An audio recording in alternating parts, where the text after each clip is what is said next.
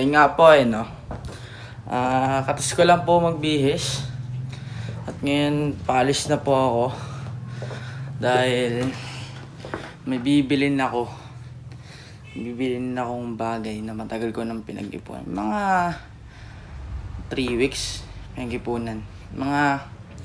Pero secret lang muna yan. Hindi ko muna ilalabas. Kaya abang-abang na lang kayo. So yun. Balik ako mamaya.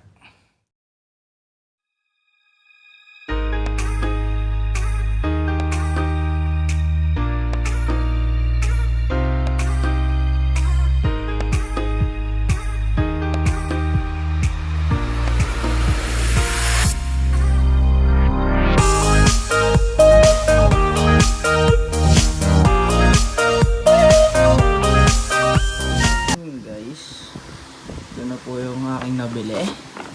Medyo matagal nating pinag-ipunan. So, dyan. Siya na, dito ko muna sila kasi yung mga payment ko. Ayan. So, ayan. Yan siya. So, ayan. Tignan natin kung maganda nga ba talaga siya. So, yun. So, ayun guys. Ito na po yung nabili ko. Woo!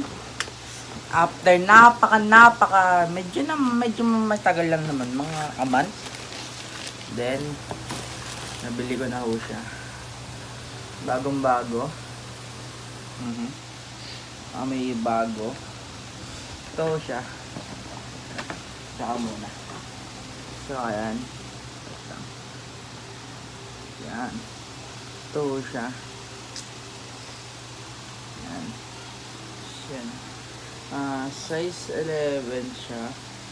Air Max Infrared 2. So, version 2. Ayan na. Air Max Infrared 2. So, yun. Silang dalawa.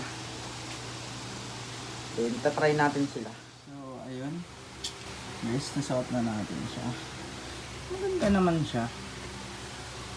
Sakto na sa pako. Ayan. Mga maybe few weeks gawa ko siya ng review habang pinapanlaro. Kaya ko muna siyang i-start itatawag. Baka syempre bago eh. Yan. So, ito lang naman guys. Ganda siya. Ito lang. Ganda sa feeling. So, yun guys. Dito muna magtatapos. Bye.